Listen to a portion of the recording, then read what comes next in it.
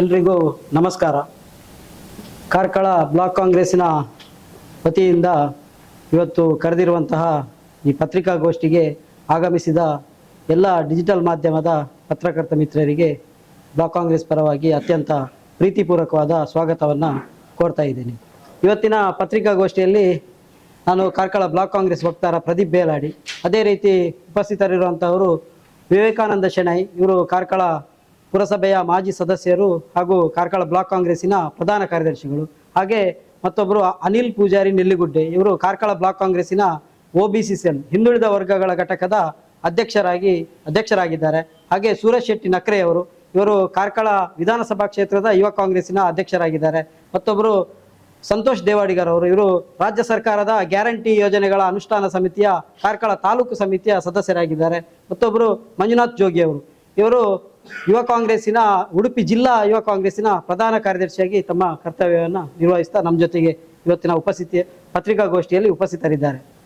ನಾವಿವತ್ತು ಪತ್ರಿಕಾಗೋಷ್ಠಿಯನ್ನು ಕರೆದಿರುವಂತಹ ಉದ್ದೇಶ, ಇತ್ತೀಚೆಗೆ ಸುನಿಲ್ ಕುಮಾರ್ ಅವರ ಹಿಂಬಾಲಕರು ಒಂದು ಪತ್ರಿಕಾಗೋಷ್ಠಿಯನ್ನು ಕರೆದು ಅಲ್ಲಿ ನಮ್ಮ ಕಾಂಗ್ರೆಸ್ ನಾಯಕರ ವಿರುದ್ಧ ತೇಜೋವಧೆಯನ್ನು ಮಾಡುವಂತಹ ಒಂದು ಆ ಕೃತ್ಯವನ್ನು ನಡೆಸಿದ್ರು. ಅದನ್ನು ನಾವು ಕಾರ್ಕಳ ಬ್ಲಾಕ್ ಕಾಂಗ್ರೆಸ್ನ ಪರವಾಗಿ ಅತ್ಯಂತ ಉಗ್ರವಾಗಿ ಖಂಡಿಸ್ತಾ ಇದ್ದೇವೆ. ಅವತ್ತಿನ ಪತ್ರಿಕಾಗೋಷ್ಠಿಯಲ್ಲಿ ನಾವು ಅವರ BJP ಪದಾಧಿಕಾರಿಗಳ ಪತ್ರಿಕಾಗೋಷ್ಠಿಯನ್ನು ನಾವು ಗಮನಿಸಿದರೆ, ಪರಶುರಾಮ ಪ್ರತಿಮೆಯ ಹಗರಣ ಏನಿದೆ, ನಕಲಿ ಪರಶುರಾಮ ಪ್ರತಿಮೆಯ ಹಗರಣ, ಆ ನಕಲಿ ಪರಶುರಾಮ ಪ್ರತಿಮೆಯ ಹಗರಣದ ವಿಚಾರವನ್ನು ಅವರು ಅದಕ್ಕೆ ಉತ್ತರವನ್ನು ಕೊಡಬೇಕಾಗಿತ್ತು. BJPಯ ವಿರುದ್ಧ ಬಂದಿರುವಂತಹ ಸುನಿಲ್ ಕುಮಾರ್ ಅವರ ವಿರುದ್ಧ ಬಂದಿರುವಂತಹ ಆರೋಪಕ್ಕೆ ಉತ್ತರವನ್ನು ನೀಡಿ ಒಂದು ಸ್ಪಷ್ಟೀಕರಣವನ್ನು ನೀಡಬೇಕಾಗಿದ್ದ BJPಯ ಪದಾಧಿಕಾರಿಗಳು ತಮ್ಮ ಪತ್ರಿಕಾಗೋಷ್ಠಿಯಲ್ಲಿ ಕಾಂಗ್ರೆಸ್ ನಾಯಕರ ತೇಜೋವಧೆಯನ್ನು ಮಾಡುವಂತಹ ಒಂದು ಕೃತ್ಯವನ್ನು ಮಾಡಿದ್ದಾರೆ. ಅವರ ಪತ್ರಿಕಾಗೋಷ್ಠಿಯನ್ನು ಗಮನಿಸಿದಾಗ ಸ್ಪಷ್ಟವಾಗಿ ಕಂಡು ಬಂದಿದ್ದೇನೆಂದರೆ, ತಮ್ಮ ಮೇಲೆ ಬಂದಿರುವಂತಹ ಆರೋಪವನ್ನು ಅಲ್ಲಗಳೆದು ವಿಚಾರವನ್ನು ಡೈವರ್ಟ್ ಮಾಡಿ ವಿಷಯಾಂತರ ಮಾಡಿ ಕಾಂಗ್ರೆಸ್ ನಾಯಕರ ತೇಜೋವಧೆಯನ್ನು ಮಾಡುವಂತಹ, ಕ್ಯಾರೆಕ್ಟರ್ ಅಸಾಸಿನೇಷನ್ ಮಾಡುವಂತಹದ್ದು, ಕಾಂಗ್ರೆಸ್ ನಾಯಕರ ಚಾರಿತ್ರ್ಯವನ್ನು ಹರಣ ಮಾಡುವಂತಹ ಒಂದು ಷಡ್ಯಂತ್ರವನ್ನು ಕುಕೃತ್ಯವನ್ನು ಮಾಡಿದ್ದಾರೆ. ಇದನ್ನು ನಾವೆಲ್ಲರೂ ಕಾಂಗ್ರೆಸ್ನ ಪರವಾಗಿ ಅತ್ಯುಗ್ರವಾಗಿ ಖಂಡಿಸಿದ್ದೇವೆ. ಅವತ್ತಿನ ಪತ್ರಿಕಾಗೋಷ್ಠಿ ಏನಿದೆ ಅಂದರೆ, ಅವರ ಕೊರಳಿಗೆ ಏನು ಆ ಪರಶುರಾಮ ಥೀಮ್ ಪಾರ್ಕಿನ ನಕಲಿ ಪ್ರತಿಮೆಯ ಹಗರಣ BJP ನಾಯಕರ ಸುನಿಲ್ ಕುಮಾರ್ ಅವರು ಎಲ್ಲ ಅವರ ನಾಯಕರ ಕೊರಳಿಗೆ ಆ ಹಗರಣ ಸುತ್ತಿಕೊಳ್ತಾ ಇದೆ. ಅದರಿಂದ ಪಾರಾಗುವುದಕ್ಕೋಸ್ಕರ ಕಾಂಗ್ರೆಸ್ ನಾಯಕರ ವಿರುದ್ಧ ಒಂದು ಷಡ್ಯಂತ್ರವನ್ನು ಮಾಡಿದ್ದಾರೆ, ಅಪಪ್ರಚಾರವನ್ನು ಮಾಡಿದ್ದಾರೆ. ಇದೊಂದು ಹತಾಶೆಯ ಪ್ರತೀಕವಾಗಿ ಅವತ್ತಿನ ಪತ್ರಿಕಾಗೋಷ್ಠಿಯನ್ನು ಮಾಡಿದ್ದಾರೆ. ಇದೆಲ್ಲರನ್ನು ನಾವು ಉಗ್ರವಾಗಿ ಖಂಡಿಸ್ತೇವೆ. ಅದರ ಜೊತೆಗೆ ನಮ್ಮ ನಾಯಕರಾದ ಉದಯ್ ಶೆಟ್ಟಿ ಮುನಿಯಾಲ್ರವರ ಬಗ್ಗೆ ತುಂಬಾ ಒಂದು ಚಾರಿತ್ರ್ಯ ಹರಣವನ್ನು ಮಾಡುವಂತಹ ಮಾತುಗಳನ್ನು ಆಡಿದ್ರು. ಅವರು ಅದೇನಂದ್ರೆ, ಅವ್ರು ಬೇರೆ ಬೇರೆ ರೀತಿಯ ಒಂದು ಸುಳ್ಳು ಆರೋಪಗಳನ್ನು ಮಾಡಿದ್ರು. ಆದರೆ ನಾನು ಅವ್ರಿಗೆ ಮತ್ತೊಮ್ಮೆ ಸ್ಪಷ್ಟನೆಯನ್ನ ಕೊಡ್ಲಿಕ್ಕೆ ಇಷ್ಟಪಡ್ತೇನೆ. ಉದಯ್ ಶೆಟ್ಟಿ ಮುನಿಯಾಲ್ರವರು ಕಳೆದ ಅವರ ಜೀವಮಾನ ಪರ್ಯಂತ ಒಟ್ಟು ಒಂದು ಸಮಾಜ ಸೇವೆಯನ್ನೇ ಒಂದು ಪ್ರಧಾನವಾಗಿ ಮಾಡಿರುವಂತಹ ವ್ಯಕ್ತಿತ್ವ ಉಳ್ಳವರವರು. ಅವರು ಬಡ ವಿದ್ಯಾರ್ಥಿಗಳಿಗೆ ಇರಬಹುದು, ತುಳುನಾಡಿನ ದೈವ ದೇವಸ್ಥಾನಗಳ ಜೀರ್ಣೋದ್ಧಾರ ಸಂದರ್ಭದಲ್ಲಿ, ಅಭಿವೃದ್ಧಿ ಕಾರ್ಯಗಳ ಸಂದರ್ಭದಲ್ಲಿ ಕೊಡುಗೈ ದಾನಿಯಾಗಿ ಸಹಕಾರವನ್ನು ನೀಡಿದ್ದಾರೆ. ಅದೇ ರೀತಿ ಬಡ ವಿದ್ಯಾರ್ಥಿಗಳಿಗೆ, ಬಡ ಜನರಿಗೆ ಅನಾರೋಗ್ಯದ ಸಮಸ್ಯೆ ಅಂತ ಬಂದಾಗ ಆರೋಗ್ಯದ ಕ್ಷೇತ್ರದಲ್ಲಿ, ಆರೋಗ್ಯ ದೃಷ್ಟಿಯಲ್ಲಿ ಕೂಡ ಅವರು ಸಹಕಾರವನ್ನು ನೀಡಿದ್ದಾರೆ. ಎಷ್ಟೋ ಬಡವರಿಗೆ ಮನೆ ಕಟ್ಟಲಿಕ್ಕೆ ಆಶ್ರಯದಾತರಾಗಿ ಬೇರೆ ಬೇರೆ ರೀತಿಯಲ್ಲಿ ಸಮಾಜದ ಆಗುಹೋಗುಗಳಿಗೆ ಸ್ಪಂದನೆಯನ್ನ ನೀಡುತ್ತಾ ಒಬ್ಬ ಉತ್ತಮ ಅಂತಃಕರಣವುಳ್ಳಂತಹ ಸದ್ಗುಣ ಸಂಪನ್ನ ಒಂದು ವ್ಯಕ್ತಿಯಾಗಿ ಉದಯ್ ಶೆಟ್ಟಿ ಅವರು ತಮ್ಮ ದಾನ ಧರ್ಮದ ಮುಖಾಂತರ ಕೊಡುಗೈ ದಾನಿಯಾಗಿ ದಾನಶೂರ ಕರ್ಣ ಅನ್ನುವಂತಹ ಒಂದು ಮಾತನ್ನು ಕೂಡ ಅವರು ಜನರಿಂದ ಪಡೆದುಕೊಂಡಿದ್ದಾರೆ. ಅಂತಹ ಉದಯ್ ಶೆಟ್ಟಿ ಮುನಿಯಾಲ್ರವರ ಬಗ್ಗೆ BJPಯ ನಾಯಕರಿಗೆ ಮಾತಾಡಲಿಕ್ಕೆ ಯಾವ ಯೋಗ್ಯತೆ ಇಲ್ಲ. ಯಾಕಂದ್ರೆ ಅಂತಹದ್ದೊಂದು ಸ್ವಂತ ತಾನು ದುಡಿದ ಸಂಪಾದನೆ ಮಾಡಿದ್ರಿಂದ ಸಮಾಜ ಸೇವೆಯನ್ನು ಮಾಡುವಂತಹ ಒಂದು ಉತ್ಕೃಷ್ಟ ಗುಣವುಳ್ಳಂತಹ ಉದಯ್ ಶೆಟ್ಟಿ ಮುನಿಯಾಲ್ರ ಬಗ್ಗೆ ಕೇವಲಾಗಿ ಮಾತನಾಡುವುದನ್ನು ಕಾರ್ಕಳ ಕಾಂಗ್ರೆಸ್ ಯಾವತ್ತೂ ಕೂಡ ಸಹಿಸಿಕೊಳ್ಳುವುದಿಲ್ಲ. ಅವರ ಮೇಲೆ ಬಂದಿರುವಂತಹ ಪರಶುರಾಮನ ಆರೋಪದ ಬಗ್ಗೆ ಅವರು ಉತ್ತರವನ್ನು ನೀಡಬೇಕಾಗಿತ್ತು. ಅದನ್ನು ಬಿಟ್ಟು ಇನ್ಯಾವುದೋ ವಿಚಾರವನ್ನು ಮಾತಾಡ್ತಾರೆ. ಬೇರೆ ಬೇರೆ ಯಾರದು ರಾಜಕೀಯ ಹಿನ್ನೆಲೆ ಏನು ಅಂತ ಕೇಳ್ತಾರೆ. ನಿಮ್ಮ ರಾಜಕೀಯ ಹಿನ್ನೆಲೆ ಏನು, ಇಲ್ಲಿಂದ ಬಂದಿದ್ರಿ, ಇದು ಎಂತ ವಿಚಾರ? ಆ ರೀತಿ ನೋಡ್ಲಿಕ್ಕೆ ಹೋದ್ರೆ 2004 ಮುಂದೆ ಸುನಿಲ್ ಕುಮಾರ್ ಎಲ್ಲಿದ್ರು? ಅವರೇನು ಕಾರ್ಕಳದಲ್ಲಿ ಇರಲಿಲ್ಲ, ಚಿಕ್ಕಮಗಳೂರಿನವರು. ಅವರು ಇಲ್ಲಿ ಬಂದಿದ್ರು. ಯಾವತ್ತೂ ಕೂಡ ಯಾರು ಕೂಡ ಅವರನ್ನು ಪ್ರಶ್ನೆ ಮಾಡಲಿಲ್ಲ. ಕಾಂಗ್ರೆಸ್ನವರು ಯಾವತ್ತೂ ಪ್ರಶ್ನೆ ಮಾಡಲಿಲ್ಲ, ನೀವು ಎಲ್ಲಿಂದ ಬಂದಿದ್ದೀರಿ, ನೀವು ಯಾಕೆ ಬಂದಿದ್ದೀರಿ ಅಂತ ಖಂಡಿತ ಕೇಳಲಿಲ್ಲ. ರಾಜಕೀಯದಲ್ಲಿ ಯಾರಿಗೂ ಬೇಕಾದರೂ ಸ್ಪರ್ಧೆ ಮಾಡ್ಬೋದು, ಏನು ಬೇಕಾದರೂ ಒಂದು ಕಾನೂನು ಚೌಕಟ್ಟಿನೊಳಗೆ ಮಾಡ್ಬೋದು. ಅದೊಂದು ವಿಚಾರ. ಆದರೆ ಇವತ್ತು ಪರಶುರಾಮನ ಯೋಜನೆ ವಿಚಾರವಾಗಿ ನಾವು ಮತ್ತೊಮ್ಮೆ ಈ ಪತ್ರಿಕಾಗೋಷ್ಠಿಯ ಮುಖಾಂತರ ಹೇಳಬೇಕು. ಯಾಕಂದ್ರೆ ಸುನೀಲ್ ಕುಮಾರ್ ಅವರು ಈ ಪರಶುರಾಮ ಥೀಮ್ ಪಾರ್ಕ್ ಅಲ್ಲಿ ಒಂದು ಬೈಲೂರಿನಲ್ಲಿರುವಂತಹ ಉಮಿಕಲ್ ಬೆಟ್ಟದ ಮೇಲೆ ಪರಶುರಾಮನ ಕಂಚಿನ ಪ್ರತಿಮೆ ಆಗ್ಬೇಕು ಅಂತ ಕಾರ್ಕಳದ ಶಾಸಕರಿಗೆ ಕಾರ್ಕಳದ ಯಾವೊಬ್ಬ ಜನತೆಯೂ ಕೂಡ ಅರ್ಜಿ ಹಾಕಲಿಲ್ಲ, ಮನವಿಯನ್ನ ಮಾಡಲಿಲ್ಲ. ಯಾರು ಕೂಡ ಏನು ಮನವಿಯನ್ನ ಮಾಡಲಿಲ್ಲ. ಶಾಸಕರೇ ಅಲ್ಲಿ ಒಂದು ಪರಶುರಾಮ ಥೀಮ್ ಪಾರ್ಕ್ ಅನ್ನು ಮಾಡಿ ಪರಶುರಾಮ ಪ್ರತಿಮೆಯನ್ನು ಪ್ರತಿಷ್ಠಾಪನೆ ಮಾಡಿ ಅಂತ ಯಾರು ಕೂಡ ಅರ್ಜಿ ಹಾಕಲಿಲ್ಲ. ಇದು ಸುನೀಲ್ ಕುಮಾರ್ ಅವರದ್ದೇ ಸ್ವಂತ ಆಲೋಚನೆ, ಅವರದ್ದೇ ಸ್ವಂತ ಯೋಚನೆ ಮತ್ತು ಯೋಜನೆ. ಅವರು ಕೇವಲ ಚುನಾವಣೆಯನ್ನು ಗೆಲ್ಲುವುದಕ್ಕೋಸ್ಕರ ಆಡಂಬರಕ್ಕೋಸ್ಕರ ಅಂತಹದೊಂದು ಆ ಒಂದು ದೊಡ್ಡ ಕಾರ್ಯಕ್ರಮವನ್ನು ಮಾಡ್ತಾರೆ. ಯೋಚನೆಯನ್ನ ಮಾಡಿದ್ರು, ಸರಿ, ಅಲ್ಲಿ ಒಂದು ಪರಶುರಾಮನ ಪ್ರತಿಮೆ ಆಗ್ಬೇಕು, ಅದು ಯೋಚನೆ ಓಕೆ, ಸರಿ, ಚೆನ್ನಾಗಿತ್ತು. ಆನಂತರ ಯೋಜನೆಯನ್ನು ರೂಪಿಸಿದ್ರು. ಆದ್ರೆ ಆ ಯೋಚನೆ ಮತ್ತು ಯೋಜನೆಯ ನಂತರ ಆ ಪ್ರತಿಮೆ ಅನುಷ್ಠಾನ ಮಾಡುವಾಗ ಎಡವಿದ್ರು. ಅವರು ಏನು ಮಾತನ್ನು ಕೊಟ್ಟಿದ್ರು, ನಾನು ಕಂಚಿನ ಪ್ರತಿಮೆಯನ್ನು ನಿರ್ಮಾಣ ಮಾಡ್ತೇನೆ ಅಂತ ಹೇಳಿದ್ರು. ಆದ್ರೆ ಪ್ರತಿಮೆಯನ್ನ ನಿರ್ಮಾಣ ಮಾಡಿದ್ದು ಮಾತ್ರ ಅವರು ನಕಲಿ ಪ್ರತಿಮೆಯನ್ನ ಮಾಡಿದ್ರು. ಫೈಬರ್ ಮಿಶ್ರಿತ ನಕಲಿ ಪ್ರತಿಮೆಯನ್ನ ಮಾಡಿ ಇವತ್ತು ಭಾರಿ ದೊಡ್ಡ ಹಗರಣವನ್ನು ಅವರು ಮೈ ಮೇಲೆ ಎಳೆದುಕೊಂಡಿದ್ದಾರೆ. ಅದರಿಂದ ಪಾರಾಗುವುದಕ್ಕೋಸ್ಕರ ಬೇರೆ ಬೇರೆ ರೀತಿಯ ಅವರು ತಪ್ಪು ದಾರಿಯನ್ನು ಹಿಡಿತಾ ಇದ್ದಾರೆ. ಕಾಂಗ್ರೆಸ್ ನಾಯಕರ ವಿರುದ್ಧ, ಸರ್ಕಾರದ ವಿರುದ್ಧ ಏನೇನೋ ಒಂದು ಮಾತಾಡ್ತಾ ಇದ್ದಾರೆ. ಇದೆಲ್ಲ ನಾವು ಆರಂಭದ ದಿನಗಳಿಂದ ಹೇಳ್ತೇನೆ. ಅವತ್ತ ಪರಶುರಾಮನ ಪ್ರತಿಮೆ ಉದ್ಘಾಟನೆ ಆದ ನಂತರ ಚುನಾವಣೆಯ ಸ್ವಲ್ಪ ದಿವಸ ಮುಂದೆ 2023ರಲ್ಲಿ ಕೆಲವೇ ತಿಂಗಳುಗಳ ಮುಂಚೆ ಪರಶುರಾಮನ ಉದ್ಘಾಟನೆ ಮಾಡಿದ್ರು. ಆ ನಂತರ ಚುನಾವಣೆ ಆಯಿತು. ಚುನಾವಣೆಯನ್ನು ಇದರ ಮುಖಾಂತರ ಗೆದ್ರು. ಆ ನಂತರ ಮಳೆಗಾಲ ಬಂದಾಗ ಅದರ ಸತ್ಯವಾದಂಥ ನೈಜ ಬಣ್ಣ ಅರಿವಾಯಿತು. ಮಳೆಗಾಲದ ಸಂದರ್ಭದಲ್ಲಿ ಪರಶುರಾಮನ ಪ್ರತಿಮೆಯ ಮೇಲೆ ಮಳೆ ಬಿದ್ದಾಗ ಬಣ್ಣ ಬದಲಾವಣೆ ಆಗ್ಲಿಕ್ಕೆ ಶುರುವಾಯಿತು. ಎಲ್ಲಿ ಆದ್ರೂ ಯಾವುದೇ ಒಂದು ದೇಶದ ಯಾವುದೇ ಒಂದು ಪ್ರಪಂಚದ ಮೂಲೆಯಲ್ಲಿ ಒಂದು ಪ್ರತಿಮೆಯನ್ನು ಪ್ರತಿಷ್ಠಾಪನೆ ಮಾಡಿ ಸಾರ್ವಜನಿಕವಾಗಿ ಪ್ರತಿಷ್ಠಾಪನೆ ಮಾಡಿದ ನಂತರ ಅದರ ಬಣ್ಣ ಕಳೆದುಕೊಳ್ಳುವಂಥದ್ದು ಅಥವಾ ಬಣ್ಣ ಬದಲಾವಣೆ ಆಗುವಂಥದ್ದು ಎಲ್ಲಿಯಾದ್ರೂ ಉದಾಹರಣೆ ಇದೆಯಾ? ಅದೇನಾದ್ರೂ ಉದಾಹರಣೆ ಇದ್ರೆ ಕಾರ್ಕಳದಲ್ಲಿದೆ. ಸುನೀಲ್ ಕುಮಾರ್ ಅವರು ಮಾಡಿದ ಆ ನಕಲಿ ಪರಶುರಾಮನ ಪ್ರತಿಮೆಯೇ ಬಣ್ಣ ಬದಲಾವಣೆ ಆಗ್ಲಿಕ್ಕೆ ಶುರುವಾಯಿತು. ಆ ಸಂದರ್ಭದಲ್ಲಿ ಕಾರ್ಕಳದ ಒಂದಷ್ಟು ಜನ ಸಮಾನ ಮನಸ್ಕ ಹೋರಾಟಗಾರರಿಗೆ ಸಂಶಯ ಬಂತು.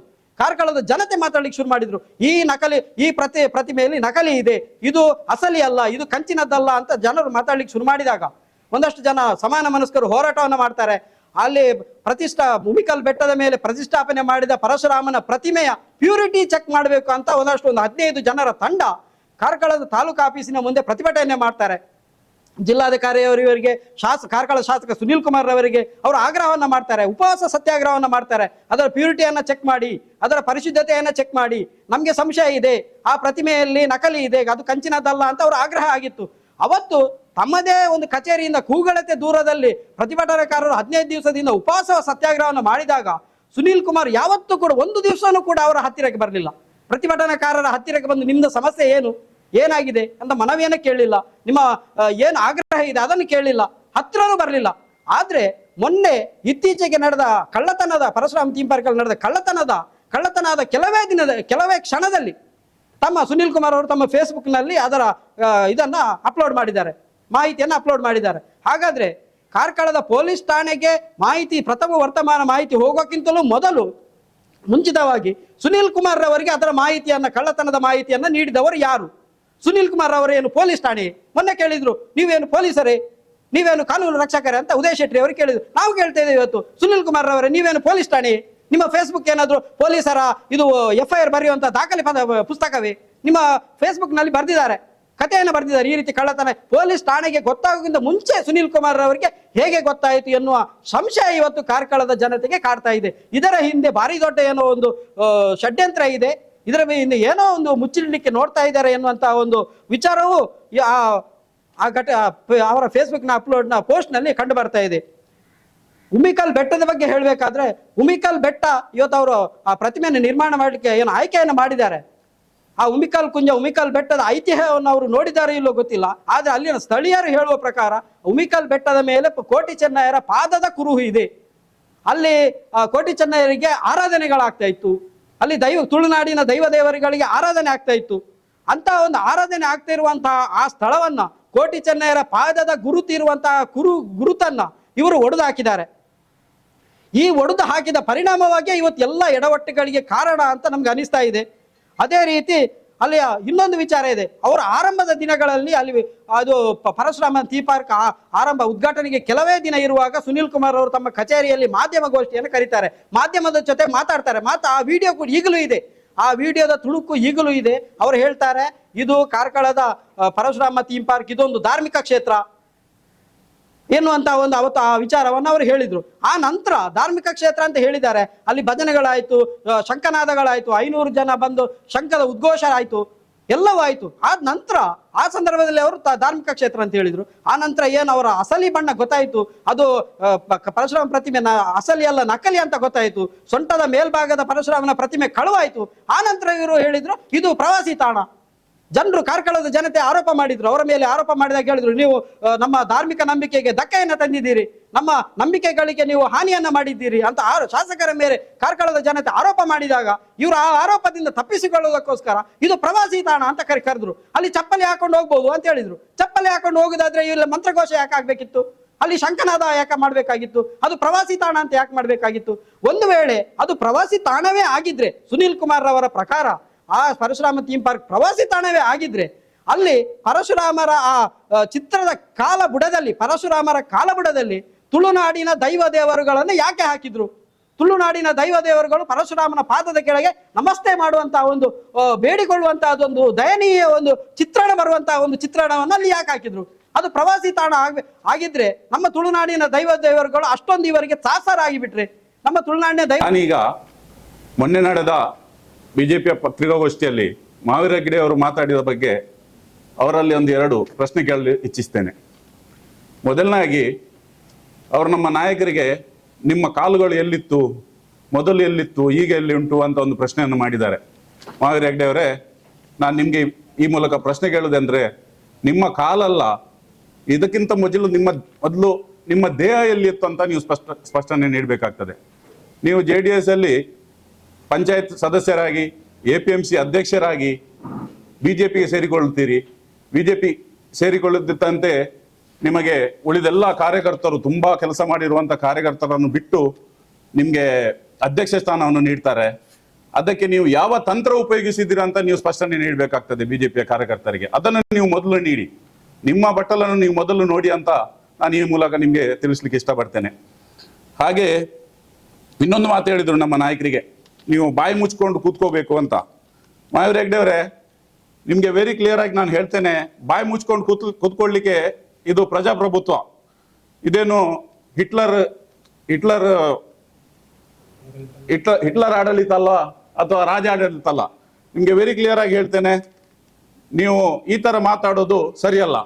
ದಯವಿಟ್ಟು ನೀವು ಏನೇ ರೀತಿ ತಪ್ಪು ಮಾಡಿದ್ದಲ್ಲಿ ನಾವು ಅದನ್ನು ಖಂಡಿತವಾಗಿಯೂ ಎತ್ತಿ ಹಿಡಿತೇವೆ.